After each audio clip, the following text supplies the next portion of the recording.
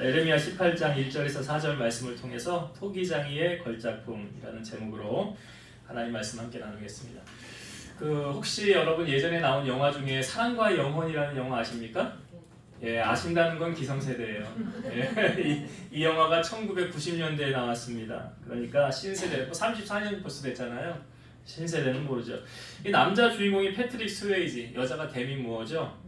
이 둘이 연인이었죠. 근데 이 남자가 이 강도에게 칼에 맞아서 죽게 됩니다. 그래서 보통 죽으면 그걸로 끝나는 건데 이 영화가 이제 좀 허구성을 이제 소설처럼 이제 만들어서 이 남자의 영혼이 떠나지 않고 이 여자 옆에서 계속 따라다니면서 이 여자를 위기에서 건져주는 그런 이야기로 전개가 되죠. 그러니까 영화니까 가능한 거죠. 사실 성경을 보면 성경은 이렇게 기록되어져 있죠. 한 번 죽는 것은 사람에게 정한 것이요 그 후에는 심판이 있으리니. 그 말은 사람이 죽으면 하나님 보좌 앞으로 간다는 거죠. 그리고 거기에서 양과 염소를 나누듯이 의인과 악인을 나누듯이 천국과 지옥으로 나뉘어서 한 곳으로 가게 된다는 거죠. 그게 성경의 부자와 나사로를 통하여 보여주고 있잖아요. 부자는 죽어서 이 땅에서 호화로이 누리다가 죽어보니까 간 곳이 지옥이었죠. 뜨거운 불구덩이 속에서 너무 괴로우니까 나사로에게 손가락 끝에 혀에 물 한 방울만 묻혀서 나에게 갖다 주면 좋겠다고. 근데 주님이 그렇게 안 된다고 그러죠. 그러니까 부탁을 하죠.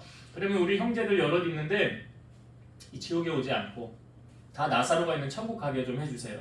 그러니까 나사로를 이 땅에 보내어서 좀 이 소식을 알려주면 좋겠습니다. 야, 너네 그 누구 있잖아, 걔는 지옥 갔더라, 내가 보니까. 그런데 그 사람이 너는 여기 지옥 오지 말고 너는 천국 가게 하라고 나를 보냈다, 이 부탁을 한 거 아닙니까? 근데 주님이 노했죠. 왜 노했습니까? 내가 이 땅에 세운 선지자들이 있다는 거예요. 그들을 통해서 듣지 않으면 나사로가 가서 전해도 듣지 않을 것이다 라고 말합니다. 그러니까 부자와 나사로의 비유를 통하여도 우리는 확실하게 천국과 지옥이 있음을 주님이 알려주고 있죠. 이 사랑과 영혼이라는 영화의 포스터 혹시 기억나십니까? 포스터가 그 남녀가 그 도자기를 만드는 이렇게 그 그림이 포스터가 있잖아요. 제가 설교를 준비하면서 이 포스터가 생각이 났어요. 오늘 본문의 내용의 주제가 토기장이의 일이기 때문에 생각이 났어요. 이 영화 음악도 참 유명하지 않습니까? 오 마이 러브. 벌써 아는 분들은 기성세대라니까 나이 속일 수가 없어요. 오늘 본문에 보면 토기장이가 진흙으로 자기가 만들고 싶은 그런 작품을 만드는 것을 보여주고 있습니다. 이 모습을 지금 하나님께서 에레미야에게 보여주고 있거든요. 여러분, 에레미야가 활동한 시대는 북이스라엘이 멸망을 하고 이제 남유다의 멸망이 얼마 남지 않은 시점에서 에레미야가 이스라엘 백성들을 향하여 선포한 하나님의 말씀이죠. 그러니까 나라가 멸망을 앞두고 그것을 막기 위해서 하나님의 말씀을 선포한 에레미야의 심정이 어떻겠습니까? 그러니까 에레미야를 다른 말로 눈물의 선지자라고 그러잖아요. 얼마나 많이 눈물을 흘리면서 하나님의 말씀을 전했는지 눈물의 선지자라고 그럽니다. 그러니까 오늘 하나님께서 오늘 우리에게 주시는 이 에레미야를 통하여 보여주셨던 이 환상, 이 일을 통하여 우리에게 주시는 메시지를 함께 살펴보고 은혜를 나누고자 합니다. 토기장이는 뭐하는 사람을 토기장이라고 하죠? 진흙으로 자기가 의견에 좋은 대로 그릇을 만드는 사람을 토기장이라고 합니다. 여러분, 이 주체는 누굽니까? 토기장입니까? 그릇입니까? 그릇이 나 이렇게 만들어 주세요가 아니죠. 이 토기장이가 주인이 만들고 싶은 대로 만들어지는 게 작품이라는 거죠. 그러므로 주권은 토기장이에게 있지 그릇에게 있지 않다는 것입니다. 그럼 여기서 토기장이와 그릇은 비유적인 표현인데요. 무엇을 비유합니까? 토기장이는 바로 하나님을 뜻하는 거고요. 그릇은 이스라엘 민족을 뜻하는 거죠. 넓은 의미로 보면 이 그릇은 바로 우리들 한 사람 한 사람을 뜻한다고 할 수 있습니다. 로마서 9장 20절과 21절 보면 이 사람아 네가 누구이기에 감히 하나님께 반문하겠느냐? 지음을 받은 물건이 지은 자에게 어찌 나를 이같이 만들었느냐 말하겠느냐? 토기장이가 진흙 한 덩이로 하나는 귀 있을 그릇을 하나는 천 있을 그릇을 만드는 권한이 없느냐. 그러니까 주인 토기장이가 자기가 만들고 싶은 대로 만드는 거지 그릇이 나 왜 이렇게 만들어놨어요? 라고 반문할 수 없다는 걸 성경이 알려주는 거죠. 그것은 모든 주권이 이 토기장애에게 있지 이 그릇에게 있다는 것 있지 않다는 것을 말해주는 거예요. 다윗은 모든 주권이 하나님께 있음을 그는 그의 삶을 통하여 고백했습니다. 역대상 29장 11, 12절 여호와여 위대하심과 권능과 영광과 승리와 위엄이 다 주께 속하였사오니 천지에 있는 것이 다 주의 것이로소이다. 여호와여 주권도 주께 속하였사오니 주는 높으사 만물의 머리이심이니이다. 부와 비가 주께로 말미암고 또 주는 만물의 주제가 되사 손에 권세와 능력이 있사오니 모든 사람을 크게 하심과 강하게 하심이 주의 손에 있나이다. 다윗이 자기가 사울에게부터 도망을 다니고 쫓겨보고 10년이라는 거의 긴 세월을 도망자로 다녀보면서 또한 그 뒤에 사울이 죽고 자기가 왕이 돼서 하나님의 은혜를 누리고 나 보니까 이 모든 것은 나의 마음, 나의 계획대로 되어지는 게 아니구나. 하나님의 계획대로, 하나님의 일하시는 대로 되어지는구나 라는 걸 누가 고백했다는 거예요? 다윗이 고백했다는 거예요. 사무엘을 낳은 한나도 하나님의 주권을 인정하지 않습니까? 한나가 사무엘을 낳은 다음에 하나님을 향하여 찬송하며 영광을 올려드렸을 때 제가 설교 때 자주 인용하는 말이 한나가 한 말이잖아요. 여호와는 죽이기도 하시고 살리기도 하시고 여호와는 높이기도 하시고 낮추기도 하시고 여호와는 부유하게도 하시고 가난하게도 하신다. 그걸 누가 고백한 거라고요? 한나가요. 한나도 하나님의 주권을 인정했다는 거 아닙니까? 자기가 사무엘을 낳고 난 다음에 고백했다는 거예요. 요나라는 선지자가 있었습니다. 하나님이 요나에게 말씀하세요. 너는 니느웨로 가서 하나님의 복음을 전하라. 그러는데 요나가 가기 싫었어요. 이게 민족적인 갈등도 있는 거예요. 우리나라와 한일 같은, 우리나라와 일본과의 관계 같은 그렇게 생각하면 쉬워요. 그래서 가기 싫은 거예요. 요나가. 그 민족은 다 망했으면 좋겠다는 거죠. 그래서 안 갔어요. 그래서 마침 항구로 다시스로 가려고. 그러니까 다시스는 저기 지금으로 말하면 저 이탈리아 쪽, 이쪽 서바나 이쪽이거든요. 그쪽으로 가려고 항구로 갔더니 마침 다시스로 가는 배가 있더라는 거예요. 그래서 그 배를 탔죠. 여러분 날씨가 나쁘면 출항을 못 하잖아요. 근데 날씨가 좋았다는 거예요. 배를 타고 출항을 해서 가는데 풍랑이 일기 시작하는 거예요. 아니 왜 이러네 날씨가 갑자기.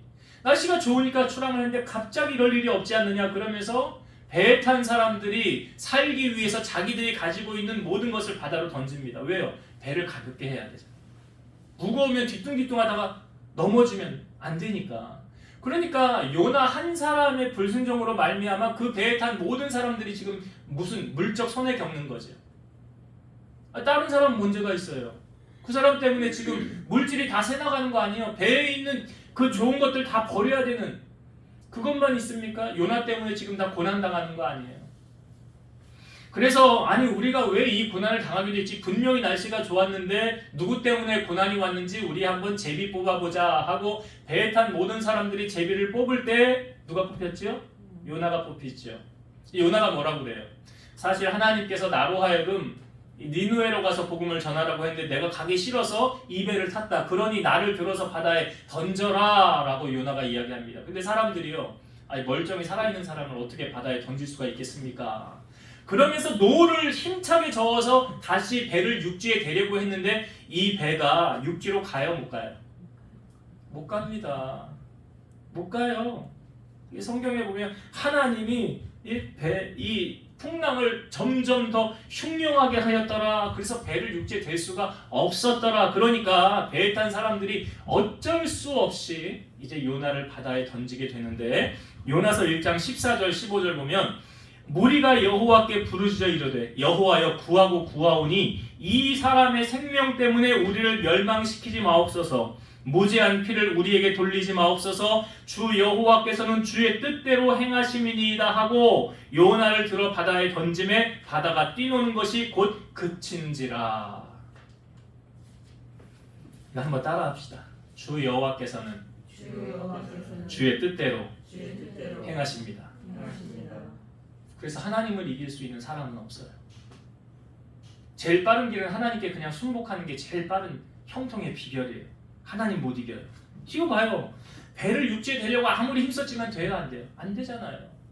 그러니까 하나님의 말씀대로 순종하지 않으면 이런 참사를 겪게 되는 거예요.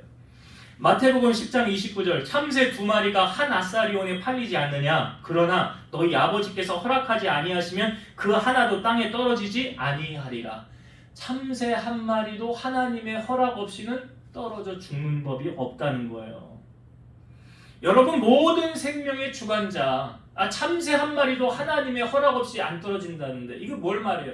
생명의 주관자는 누구시라는 거예요? 하나님이시라는 거예요. 여러분 자살하면 천국 못 가잖아요. 왜 그런지 아세요? 생명이 누구 거라고요? 하나님의 건데 내가 내 마음대로 자살하면 살인죄 저지른 거예요. 그거 하나님 거라고요. 내 거 아니라고요. 그래서 그 소유는 하나님께 있지 나에게 있는 것이 아니라는 거예요. 요한계시록 3장 7절 빌라델비아 교회 사자에게 편지하라. 거룩하고 진실하사 다윗의 열쇠를 가지시니 곧 열면 닫을 사람이었고 닫으면 열 사람이 없는 그가 이르시되. 열면 닫을 사람이 없어요. 하나님이 열면 아무리 사람이 닫으려고 해도 안 닫혀요. 근데 하나님이 닫으면 아무리 사람이 열려고 해도 자 노아가 아니 요나 배 풍랑 젓는 건 똑같은 원리 아니에요 이게? 그러니까 모든 만물의 통치자가 누구시냐? 하나님이시라는 거죠. 그러니까 하나님께서 그가 하고 싶은 대로 모든 일을 행하신다는 거예요. 여러분 사람 마음도 누가 다스리고 계십니까? 하나님이 다스리는 데잖아요. 이스라엘 백성들이 430년 애굽에서 광야 생활을 하고 이제 출애굽을 하게 될 때에 10가지 재앙을 일으켜서 이제 바로가 두 손 두 발 다 든 거 아닙니까? 자기 아들 죽는 거 보고. 그런데 그들을 돌려보낼 때 그냥 돌려보내지 아니하고 갈 때 군사들을 일으켜서 쫓아가게 했죠. 그래 하나님은 이 모든 시나리오를 다 짜놨어요. 이게 하나님의 계획이에요. 자 모세로 하여금 이스라엘 백성들은 광야 홍해 앞으로 가게 하고 뒤에 애굽의 군사가 쫓아오는데 성경을 잘 보세요 여러분. 바로의 군사들이 쫓아올 때 이스라엘에게 가까이 못했어요. 왜 가까이 못했는지 아세요? 구름이 막았더라. 그게 뭐예요? 하나님이 지키신다는 거예요. 사랑하는 자는 머리털 끝 하나 상하지 않도록 하나님이 지키신다는 거예요. 바로의 군사들이 쫓아와서 위협이 됐지만 그들이 와서 칼을 치거나 뭐 한 사람도 해하지 못했어요. 왜요? 하나님의 구름이 딱 막고 있었다는 거죠. 근데 그래서 이 홍해 앞에 다다랐을 때 홍해가 갈라졌죠. 하나님이 여신 거 아니에요? 그들은 이스라엘 백성들은 마른 땅으로 건너갔고 뒤에서 쫓아오던 애굽의 군사들은 어떻게 됐어요? 저들이 홍해로 건너간다 하면서 다 들어갔는데 그때 홍해가 덮여버렸잖아요. 그리고 그것을 바라본 이스라엘 백성들이 하나님을 향하여 찬송하지 않았습니까? 그러니까 바로의 마음을 누가 이렇게 하신 거예요? 하나님이. 로마서 9장 17, 18절 성경이 바로에게 이르시되 내가 이 일을 위하여 너를 세웠으니 곧 너로 말미암아 내 능력을 보이고 내 이름이 온 땅에 전파되게 하려 함이라 하셨으니 그런즉 하나님께서 하고자 하시는 자를 긍휼히 여기시고 하고자 하시는 자를 완악하게 하시느니라. 하나님이 하고자 하면 하십니다. 하나님이 막으면 막습니다. 하나님이 되게 하면 되게 합니다. 왕의 마음도 하나님 손에 있죠. 잠언 21장 1절 왕의 마음이 여호와의 손에 있음이 마치 본물과 같아서 그가 임의로 인도하시느니라. 왕도 누가 주관하신대요? 하나님 주관하신대요. 왕뿐만 아니죠. 우리의 모든 가는 걸음 누가 인도하고 계십니까? 잠언 16장 9절 사람이 마음으로 자기의 길을 계획할지라도 그의 걸음을 인도하시는 이는 여호와시니라. 여러분 우연히 가는 것 같죠? 아니에요. 우연이란 없어요. 잠언 20장 24절 사람의 걸음은 여호와로 말미암나니 사람이 어찌 자기의 길을 알 수 있으랴. 여러분 미래 알아요? 내일 무슨 일이 있을 줄 알아요? 나 그거 알면 지금 당장 로또부터 사러 갈 거야. 로또 1등 당첨번호 미리 알아서? 몰라요. 아무도 몰라요. 우리가 사람들을 볼 때요, 사람들을 판단할 때 지금 겪는 일을 가지고 그 사람을 판단해서는 절대로 안 된다는 거죠. 왜냐하면 인생은 끝나봐야 그 사람을 정확하게 판단할 수 있다는 것입니다. 그래서 끝날 때까지 끝난 게 아니다라는 말이 있고요. 야구는 9회 말 투아웃부터라는 말이 있는 거예요. 야구 좋아하시는 분들은 아실 거예요. 끝나야 봐야 정말 3아웃까지 다 끝나야 끝나는 거예요.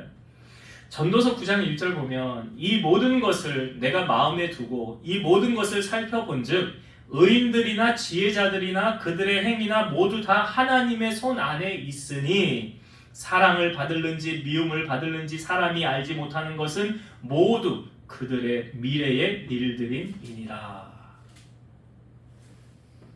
여기 보면 중요한 말씀이에요. 모두 다 하나님의 손 안에 있으니. 하나님의 손 안에서 모든 것이 결정된다.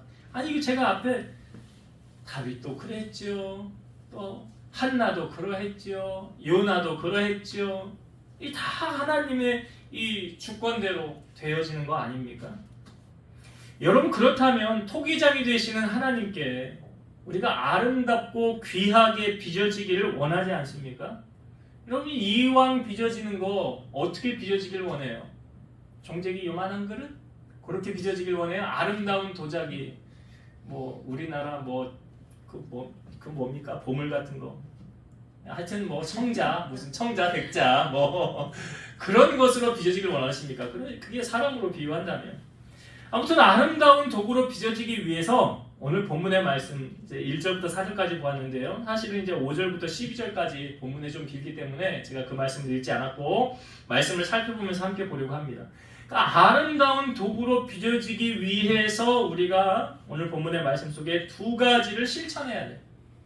이 두 가지를 실천하면 아름다운 도구로 빚어질 수가 있다는 거예요. 이 첫 번째가 뭐냐면 자 성경의 말씀을 한번 다시 볼게요. 오늘 본문 읽지는 않았는데 6절부터 봅시다. 6절부터 제가 읽어볼게요. 같이 성경을 봅시다. 여호와의 말씀이니라 이스라엘 족속아 이 토기장이가 하는 것 같이 내가 능히 너희에게 행하지 못하겠느냐.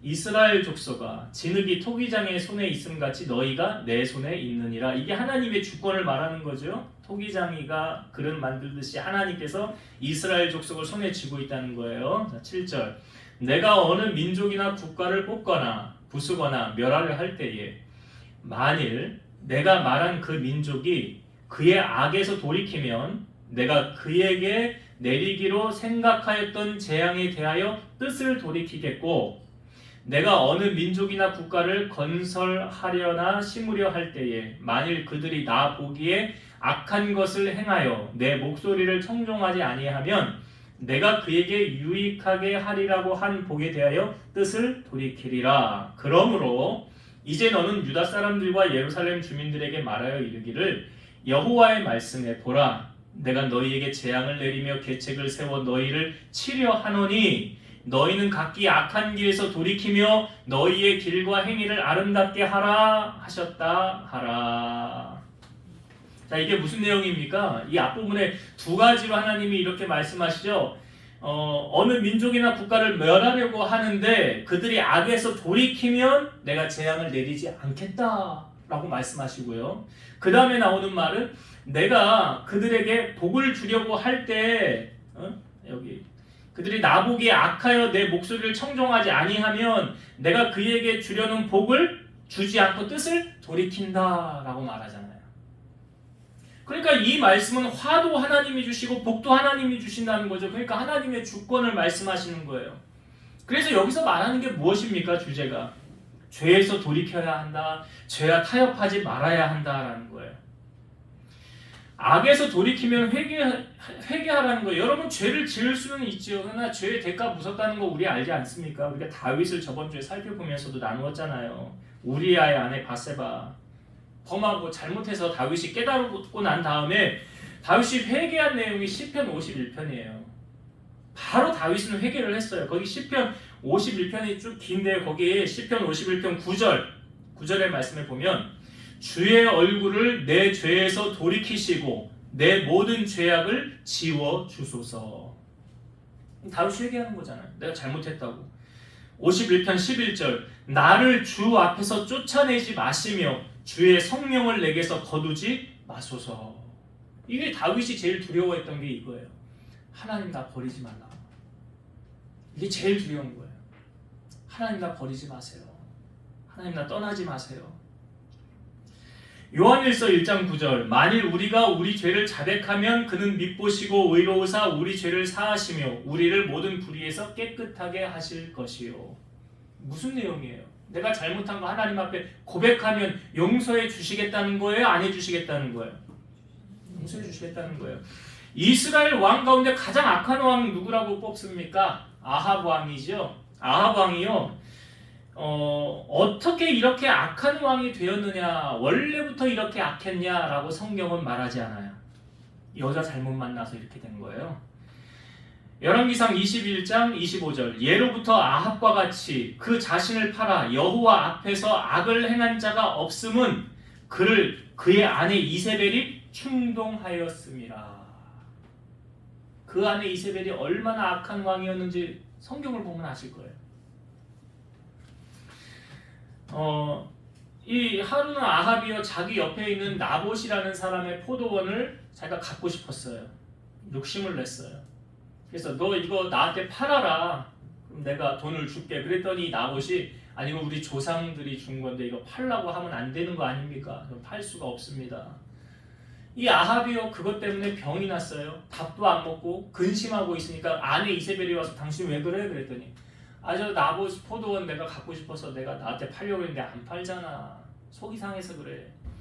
그래? 알았어. 내가 해결해 줄게. 하면서 이세벨이 어떻게 하냐면 불량배 2명을 사서 거짓 증인을 세웁니다. 그래서 이 나봇이 하나님을 저주하고 왕을 욕했다고 이 거짓 증인을 세워서 돌로 쳐서 죽입니다. 그리고 나서 나봇의 포도원을 아합이 뺏는 거예요. 뺏었어요. 이 모든 사실을 하나님이 보시고 아셨지요. 그리고 엘리야를 보내서 아합에게 가서 전하게 합니다.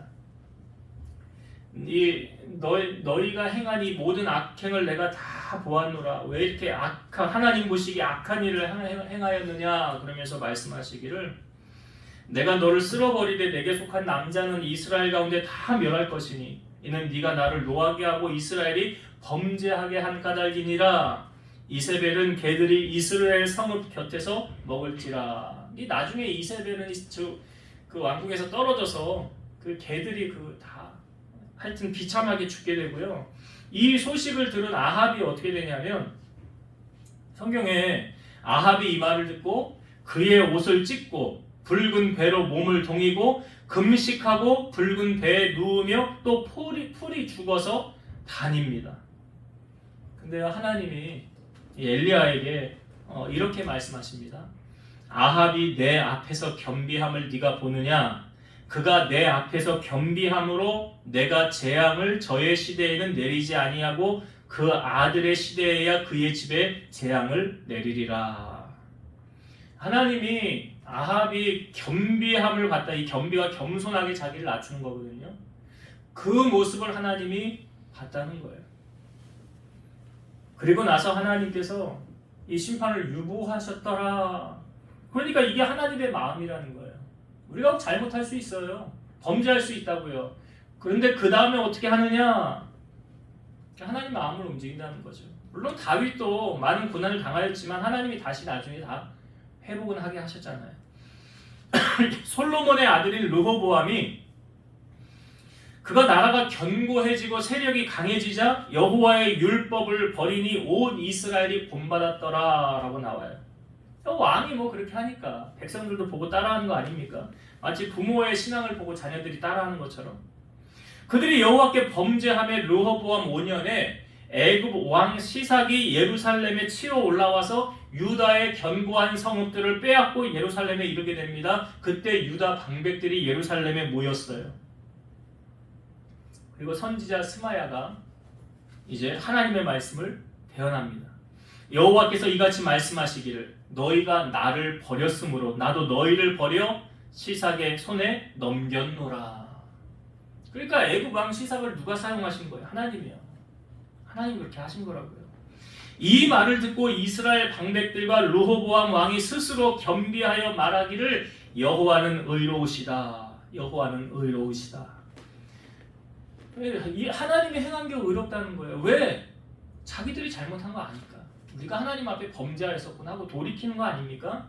그래서 여호와께서 그들이 스스로 겸비함을 보십니다. 그리고 하나님의 말씀이 이 선지자 스마야에게 임하기를 그들이 스스로 겸비하였으니 내가 멸하지 아니하고 저희를 조금 구원하여 나의 노를 시삭의 손을 통하여 예루살렘에 쏟지 아니하리라. 그러나 그들이 시삭의 종이 되어 나를 섬기는 것과 세상 나라들을 섬기는 것이 어떠한지 알게 되리라. 그러니까 아까 제가 잠언의 말씀에 뭐라고 했어요? 왕의 마음이 하나님의 손에 있댔잖아요. 그 애국왕 시삭의 손 하나님이 움직이잖아요. 그렇게 지금 일하시는 거 보이지 않습니까? 역대하 12장 12절 르호보암이 스스로 겸비하였고 유다의 선한 일도 있으므로 여호와께서 노를 돌이키사 다 멸하지 아니하셨더라.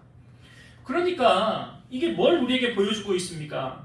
악에서 돌이키면 내가 재앙을 내리겠다는 그 재앙을 돌이키신다는 거예요. 요나가 그 니느웨로 가서 복음을 전하였더니 심판하려고 하는 그 하나님의 심판이 그들이 회개하고 돌이켰거든요. 금식하고. 그랬더니 하나님 심판하지 않으셨다는 거예요. 그러나 하나님이 보시기에 악한 것을 행하고 하나님의 목소리에 청종하지 않으면, 말씀에 불순종하면 하나님이 주시려는 복은 저들에게 임하지 않는다는 거죠. 이러한 하나님의 속성을 우리는 이렇게 고백하죠. 생사화복의 주관자. 이 말로 딱 정의가 되잖아요. 살리시기도 하고 죽이기도 하시고 부유하기도 하시고 가난하게도 하신다. 여러분, 하나님은 사람은 사랑하시지만 죄는 미워하십니다.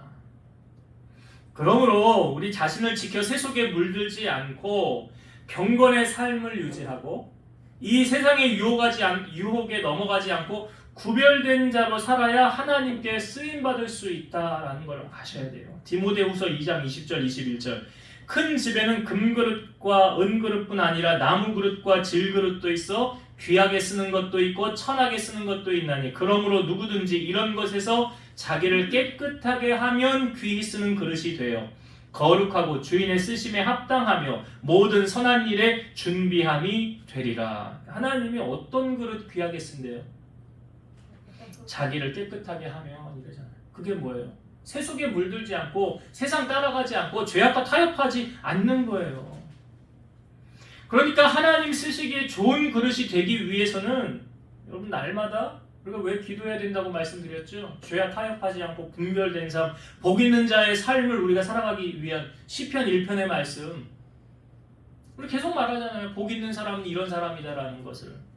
그게 하나님께서 지금 쓰는 그릇도 귀하게 쓰는 그릇이 이런 그릇, 이렇게 되면 귀하게 쓰는 그릇 된다. 그래서 여러분들이 하나님이 빚으시는 아름다운 이 토기장이 되시는 하나님의 아름다운 걸작품이 되길 원한다면 첫 번째 뭘 힘써야 된다고요? 죄를 멀리하고 죄를 배격하고 죄와 타협하지 말아야 되는 거예요. 하나님 말씀에 순종하고 기도로 깨어 있어야 된다는 거예요. 이게 첫 번째 하나님 우리에게 요구하시는 거예요. 두 번째는 뭐냐? 아름다운 그릇으로 빚어지기 위한 두 번째는 우리 안에 있는 악한 마음, 굳은 마음을 제거해야 된다는 거예요. 자, 12절의 말씀 보겠습니다. 예레미야 18장 12절 말씀. 그러나 그들이 말하기를 이는 헛되니 우리는 우리의 계획대로 행하며 우리는 각기 악한 마음이 완악한 대로 행하리라 하느니라. 이 무슨 말인지 아시겠어요? 이 앞부분하고 아까 연결했을 때 내가 잘못했을 때 회개하고 돌이키면 하나님이 재앙을 내리지 아니하리라 뜻을 돌이켜라 하지 않았습니까? 그 말을 받은 그들이 말하기를 뭐라고 말했다고요? 우리는 우리 계획대로 행할 거야. 이게 뭐예요? 내가 하고 싶은 대로 할 거야. 이거잖아. 난 네 말 안 들어. 난 하나님 말씀 안 들어. 난 내 생각이 있거든. 내가 하고 싶은 대로 할 거거든. 그게 뭐냐면 하나님 말씀대로 하지 않는다는 게 뭐냐면 악한 마음이거든요. 완악한 마음이거든요. 본문에 나오잖아요. 우리는 각기 악한 마음이 완악한 대로 행하리라. 여러분, 생명의 근원이 성경에 뭐라고 말씀하고 있습니까? 잠언 4장 23절 모든 지킬 만한 것 중에 더욱 내 마음을 지키라. 생명의 근원이 이에서 남이니라. 생명의 근원이 마음에서 나온대요. 마음을 잘 지키래요. 잠언 또 말씀해 보면 마음을 잘 다스리는 자는 성을 빼앗는 자보다 낫다. 여러분 마음을 지키지 못해서 손해보는 경우가 얼마나 많습니까? 마음에서 나오는 게 뭐지요? 잠언 4장 24절 구부러진 말을 네 입에서 버리며 삐뚤어진 말을 네 입술에서 멀리하라. 말은 어디서 나온다고 그랬어요? 예수님이 마음에서 나온다고 그랬잖아요. 마음에서. 이스라엘 백성을 출애굽한 지도자 모세는 왜 약속의 땅 가나안에 들어가지 못했습니까? 나이가 많아서요? 기력이 쇠하여서요? 아니에요. 그 입술로 하나님의 영광을 드러내지 않고 입술로 혈기를 부렸기 때문에 이 무리바 물 사건 있잖아요. 백성들이 물 달라고 모세에게 원망할 때 하나님이 모세에게 반석을 명하여 물이 나게 하라. 그런데 모세가 지팡이로 반석을 두 번 탁탁 치면서 화냈지요. 백성들에게. 내가 언제까지 말이야 너희한테 이렇게 해야 되냐고. 그게 뭐예요? 모세가 순간 마음을 다스리지 못했어요. 여러분 모세가 보면은 모세의 온유함이 지면의 모든 사람보다 높았더라라는 말은 모세보다 더 온유한 사람은 없었다는 거잖아요. 그런 온유한 모세가 화 한 번 부림으로 말미암아 하나님이 뭐라고 그러십니까? 너 왜 화냈어? 너 왜 화냈어? 너 왜 이스라엘 백성 가운데 내 영광을 높이지 않았어? 너 약속의 땅 못 들어가. 그래 버렸어요 하나님이. 화 한 번 낸 모세에게. 이건 뭘 말하냐면 하나님 우리 요구하는 기대치가 다르다는 거예요. 각자마다 요구하는 수준이 달라요. 근데 모세는 하나님의 기대치가 컸겠죠. 그래서 화를 내므로 말미암아 약속의 땅은 못 들어갔어요. 야고보서 1장 19, 20절 내 사랑하는 형제들아 너희가 알지니 사람마다 듣기는 속히하고 말하기는 더디하며 성내기도 더디하라. 사람이 성내는 것이 하나님의 의를 이루지 못함이라. 사람이 화내는 것이 하나님의 의를 이루지 못함이라. 듣기는 속히 하고 말하기는 더디게 하래요. 성내기도 더디게 하래요. 마음 지키지 못하면 결국 누구 손해입니까? 내 손해예요. 난 뭐라고 할 거 없어요. 내 손해예요. 그런데 오늘 본문의 말씀에 보면 여기도 진짜 악한 마음이 완악한 대로 행하리라. 하나님 말씀 안 듣는 거예요. 내 마음대로 사는 거예요. 그냥 사사기 시대에 그때 왕이 없었더니 자기 소견에 오는 대로 행하였더라. 사사기 시대가 그런 시대 아니었습니까? 이사야 29장 16절 너희의 패역함이 심하도다. 토기장이를 어찌 진흙같이 여기겠느냐. 지음을 받은 물건이 어찌 자기를 지은 이에 대하여 이르기를 그가 나를 짓지 아니하였다 하겠으며 빚음을 받은 물건이 자기를 지은 이에게 대하여 이르기를 그가 총명이 없다 하겠느냐. 이게 뭔 말인지 아시겠어요? 하나님이 나 안 만들었대.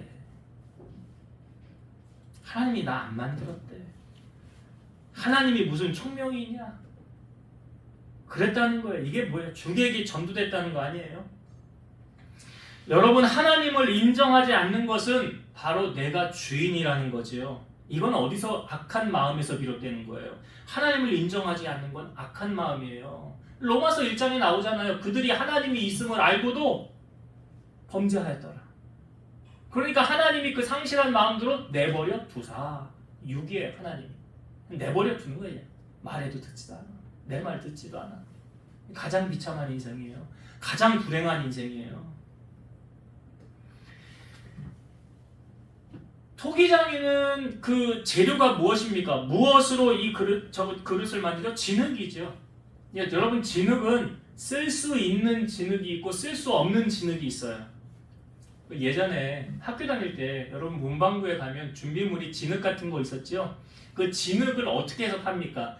비닐로 이렇게 싹 잘 덮여가지고 팔죠. 왜 그렇게 팝니까? 수분이 남아있어야 돼요. 굳으면 진흙을 쓸 수가 없기 때문에. 이 수분이 증발하면 어떻게 돼요? 진흙이 딱딱해지죠? 딱딱해지면 다시 만들어요? 못 만들어요? 못 만들어요. 버리는 거예요. 못 써요. 토기장이는 연하고 야들야들한 이 흙을 만들어서 자기가 원하는 것을 만들지 다 굳은 딱딱한 흙으로는 아무것도 만들 수가 없다는 거예요. 여러분 혹시 우리의 심령이 말라버린 진흙처럼 딱딱하게 굳으면 하나님이 그 사람을 쓸 수 있을까요? 딱딱한 심령을 어떻게 쓸 수 있을까요? 딱딱한 진흙을 쓸 수 있습니까? 못 씁니다. 우리의 심령이요, 딱딱해지면, 은혜가 굳으면, 강박해지면 하나님이 쓰려고 해도 못 써요. 히브리서 12장 15절, 너희는 하나님의 은혜에 이르지 못하는 자가 없도록 하고 또 쓴뿌리가 나서 괴롭게 하여 많은 사람이 이로 말미암아 더럽게 되지 않게 하며. 여기 우리 마음에 이 쓴뿌리가 뭐냐면 딱딱한 마음이, 딱딱한 흙이에요. 쓴뿌리가. 토기장이가 쓸 수 있는 진흙은 부드러운 것, 생기가 있어야 한다는 거죠. 이것은 하나님을 경외하는 마음이 있어야 하나님께서 만들어 쓰실 수 있다라는 거예요. 이사야 29장 13절, 주께서 이르시되 이 백성이 입술로는 나를 가까이 하며 입술로는 나를 공경하나 그들의 마음은 나에게서 멀리 떠났나니 그들이 나를 경외함은 사람의 계명으로 가르침을 받았을 뿐이라. 입술로는 주님 사랑해요, 주님 사랑해요 라고 하면서 마음으로는 아니래요. 하나님은 입술의 고백이 아닌 마음의 고백을 받길 원하신다는 거죠. 그래서 그 마음을 누가 보고 계세요? 하나님이요. 예레미야 17장 9절에서 10절, 만물보다 거짓되고 심히 부패한 것은 마음이라 누가 능히 이를 알리오마는, 누가 능히 이 마음을 알리오마는, 나 여호와는 심장을 살피며 폐부를 시험하고 각각 그의 행위와 그의 행실대로 보응하나니. 그러니까 하나님 마음 보고 계시죠. 우리 마음이 딱딱한지 부드러운지, 하나님을 경외하는지 그렇지 않은지, 가식으로 행하는지 진실로 행하는지 하나님 지금 그 마음 다 보고 계신다고요. 여러분, 나의 힘과 나의 노력으로 이 악한 마음이 떠나리라고 생각하지 마세요. 부드러운 마음이 되는 건 나의 노력으로 되어지는 게 아니더라고요. 거기엔 전적인 하나님의 도우심이 있어야 가능한 거예요. 에스겔 36장 26, 27절, 또 새 영을 너희 속에 두고 새 마음을 너희에게 주되 너희 육신에서 굳은 마음을 제거하고 부드러운 마음을 줄 것이며 또 내 영을 너희 속에 두어 너희로 내 율례를 행하게 하리니 너희가 내 규례를 지켜 행할지라. 이게 무슨 말씀입니까? 새 영을 너희 속에 주어. 하나님의 영, 성령이 우리에게 임하여야 우리의 마음이 굳은 마음이 부드러운 마음으로 바뀌어지는 거예요. 이게 뭐예요? 은혜예요, 은혜. 그래서 은혜가 임하면 사람은 달라지는 거예요. 은혜가 임하지 않으면 심령이 딱딱한 거예요. 강박한 거예요. 그래서 하나님의 영, 성령 충만을 받으면 사람이 부드러워지는 거예요. 그래서 모든 것을 품고 사랑하게 되는 거예요. 성령의 9가지 은사 열매 있잖아요. 사랑, 희락, 화평, 오래 참음, 자비, 양성, 충성, 온유, 절제. 이게 성령이 임한 사람들에게 나타나는 특징이라고요. 그래서 날마다 성령 충만을 구해야 우리가 하나님의 사람으로 온전하게 귀하게 쓰임받는 거예요. 말씀의 결론을 맺을게요. 제가 예배 전에 우리가 기도하면서 틀어놓았던 찬양이 있어요. 항상 진실케라는 찬양이에요. 항상 진실케 내 맘 바꾸사 하나님답게 하여 주소서. 주는 토기장이 나는 진흙 날 빚으소서 기도하오니. 항상 진실케 내 맘 바꾸사 하나님답게 하여 주소서. 그러니까 주님이 빚으시는, 여러분, 아름다운 걸작품. 주님은 토기장이고 우리는 진흙인데 내가 아름다운 걸작품이 되기 위한 2가지 우리가 나누었어요. 꼭 기억하세요, 여러분. 첫 번째 무엇입니까? 죄에서 돌이키셔야 돼요. 죄와 타협하시면 안 돼요. 복 있는 사람은 악인의 길을 따르지 않고 죄인의 길에 서지 않고 오만한 자들의 자리에 앉지 않는다고 그랬죠? 그렇게 살지 않는 거예요. 그래야 복된 자로 살아갈 수가 있어요. 오늘 에레미야를 통하여 이스라엘 백성들에게 말하잖아요. 내가 재앙을 내리려고 할 때 너희가 뜻을 돌이키면 재앙 안 내리겠대잖아요. 근데 내가 너에게 복을 주려고 하는데 너희가 내 말대로 살지 않으면 복을 줄 수가 없대잖아요. 그 말씀을 하시잖아요. 에레미야를 통해서 이스라엘 백성들에게. 오늘 우리에게 주시는 말씀 아닙니까? 여러분 복된 자로 살길 원하시죠? 하나님이 빚으시는 아름다운 도구로 빚어지길 원하시죠? 그러려면 깨어 있으셔야 되고요. 죄악과 타협하시면 안 됩니다. 죄는 멀리해야 돼. 성경에 뭐라고 그래요? 악은 모양이라도 버려라. 모양도 따라하지 않는 거예요. 하나님 기뻐하지 않는 거. 이건 하나님이 기뻐하지 않는 건데 내가 왜 해? 나 안 해.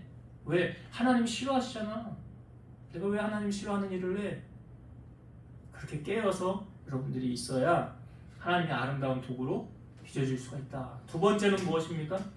악한 마음, 굳은 마음을 부드러운 마음으로, 선한 마음으로 바뀌어셔야 돼요. 생명의 근원이 마음에서는 안 되잖아요. 그러니까 내 마음이 지금 어떠한지, 여러분 내 마음이 부드러운 마음, 선한 마음으로 바뀌어지는 거 내 노력으로 되어지는 게 아니대요. 성경은. 오늘 한 주간 묵상할 말씀 제가 에스겔 아까 읽었던 말씀 기록해 놓았지만 하나님의 영이, 하나님의 은혜가 우리에게 부어질 때 내 마음이 부드러워지는 거예요. 딱딱한 내 마음이 온유해지는 거예요. 하나님의 은혜, 성령의 도우심으로만 가능하다는 거예요. 그래서 우리가 늘 깨어서 성령의 충만함을 힘입을 때 하나님이 빚으시는 아름다운 걸작품으로 재탄생된다는 거죠. 혹시 우리 마음이 아직 굳어 있습니까? 하나님이 나를 빚으시기에 재활용할 수 없는 그런 상태입니까? 아니에요. 하나님 불가능한 것이 없어요. 다시 회개하고 돌이키고 하나님 내 굳은 마음을 제하시고 내 쓴뿌리를 없애주셔서 내가 부드러운 마음, 예수님의 마음을 내가 품기를 원합니다. 내게 성령으로 충만하게 하셔서 날 새롭게 하옵소서. 그리고 주님 앞에 나아가면 주님이 아름다운 걸작품으로 우리를 빚어가실 줄로 믿습니다. 그런 놀라운 은혜가 여러분 삶 가운데 함께하게 되기를 주의 이름으로 축원드립니다. 기도하시겠습니다. 모든 주권은 하나님 손안에 있습니다. 하나님이 열면 닫을 사람 없고 하나님이 닫으면 열 사람이 없습니다. 생사화복이 우리의 손안에 있지 않습니다. 하나님 손안에 있습니다. 오늘 하나님께서 에레미야로 하여금 선포하신 그 말씀, 너희가 회개하고 돌이키면 내가 재앙을 멀리할 것이고 내가 너에게 복을 주려고 할 때 너희가 그 죄에서 떠나지 않으면 내가 너에게 복을 줄 수가 없다 라고 하셨던 이 말씀은 우리가 세상 속에서 죄와 타협하며 사는 것이 아니라 경건의 모양만 있는 것이 아니라 경건의 삶의 능력이 우리의 삶 가운데 나타나기를 소망합니다. 우리 마음 가운데 혹순뿌리가 있고 악한 마음, 완악한 마음이 있습니까? 그 딱딱한 마음이 우리 안에 하나님의 성령이 부어질 때, 은혜가 부어질 때 부드러운 마음으로 바뀌어진다고 하였사오니 오늘 우리 사랑하는 성도들에게 성령으로 충만케 하시고 하나님 은혜 부어주셔서 부드럽고 온유한 마음이 되게 하시고 예수님이 내가 주님의 마음이 온유하다고 하지 않으셨습니까? 자비하다고 하지 않으셨습니까? 그 마음을 오늘 우리 사랑하는 성도들이 품고 하나님이 다시금 새롭게 빚으시는 아름다운 걸작품으로 재탄생되어 귀하게 쓰임받는 우리 성도들 다 되게 하여 주옵소서. 예수님 이름으로 기도드리옵나이다. 아멘.